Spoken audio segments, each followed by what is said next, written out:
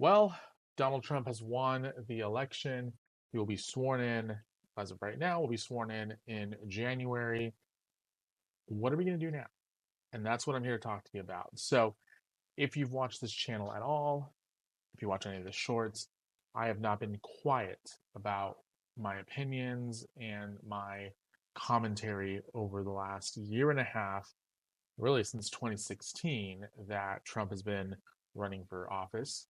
And I can sit here and I can say, I told you so. I can sit here and I can gloat at the fact that Trump won.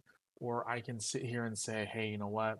Let's try to come together again as a country. It's the same message that I spoke in 2016, same message I spoke in 2012, the same message I spoke in 2020, that we as a country should come back together and wish for the best for the person who has been elected president, whether or not we agree with them in that moment and in that election result. You can sit on your side of the screen and not like the president of the United States. Like, I did not like the president of the United States for 8 years, and I did not like the president of the United States for the last 4 years, but I still wished the best. When our country hurt, I hurt. When our country was prosperous, I enjoyed it and I celebrated it, while it may have been rare in the last couple of years. And that's what I think the message at this point should be. I don't care who you voted for. I care about you as a person. I don't know you, but I care about you. At the end of the day, when I sit down and have dinner with my friends, I don't look across the table and go, oh, I wonder if they voted the same way I did. Because if they didn't, I don't want anything to do with it. I sit across the table from my friends having dinner, and I think to myself, man, I really enjoy this person's company. I really enjoy sitting down and having a meal with them, or having a drink with them, or sharing a life with them. One of my closest friends can't stand Donald Trump. And we would have heated debates about whether or not he should be president again, or in the first time around, be president whatsoever. And we would find things that we truly, vehemently disagree in. And then we'd stop and say, hey, we thought we were having dinner tonight. What do we want? Where are we going? Who's paying?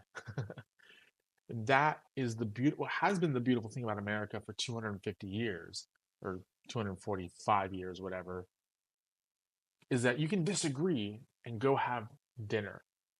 But when you have leaders on both sides of the aisle here, I'm not talking about Donald Trump exclusively, I'm talking about everybody across the board, where you have to pick a side, and that is the side that you have to stay on.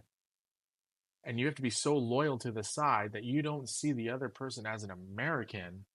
You see the other person as a Nazi, as a fascist, as a racist, as a uh, as somebody who condones SA on other people, or vice versa. You look at somebody as a communist or a socialist or somebody who's trying to destroy the country.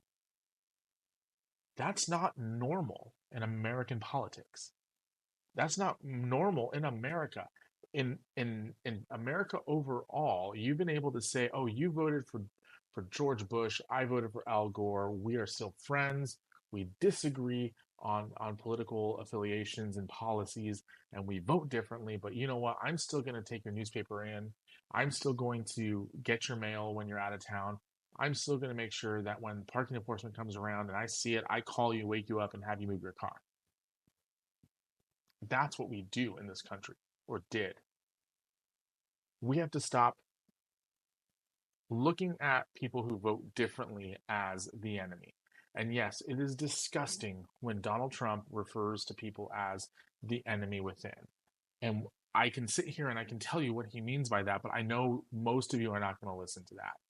And if you do want to know what he means by that, please reach out to me, shoot me an email, message me on social media, and I'd be more than happy to have an interaction with you in which I explain to you kind of what he meant by it.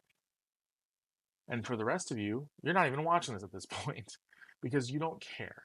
You just are upset that Donald Trump won.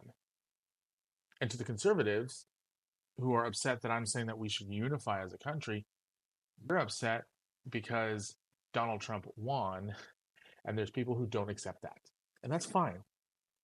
What I think we need to do, what this country needs to do, what every American needs to do is say, hey, you know what? It's 4 years of Trump.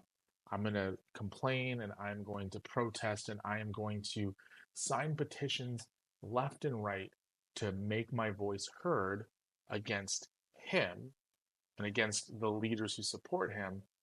But for my neighbor, I'm going to continue to love on them. For conservatives, we need to remember, and I am guilty of being the person to say, hey, cry more because you lost. Because, yeah, it is very, very freeing knowing that Donald Trump won in a landslide. This is a landslide victory for him. It really is. But we need to remember that these people who are on the other side are hurt. Some of them are scared, and there's reasons for them to be scared based off of the rhetoric that they've heard. We as conservatives should turn around and lend them a loving hand and just remind them that they are Americans as much as we are. So with that, I hope that you can reach across the aisle and make a friend from somebody who's on the opposite side of the spectrum for you. Because at the end of the day, we're all Americans. At the end of the day, we all will thrive together if the president succeeds. And that's my message. Donald Trump has won the presidency, and I think this is what should be next.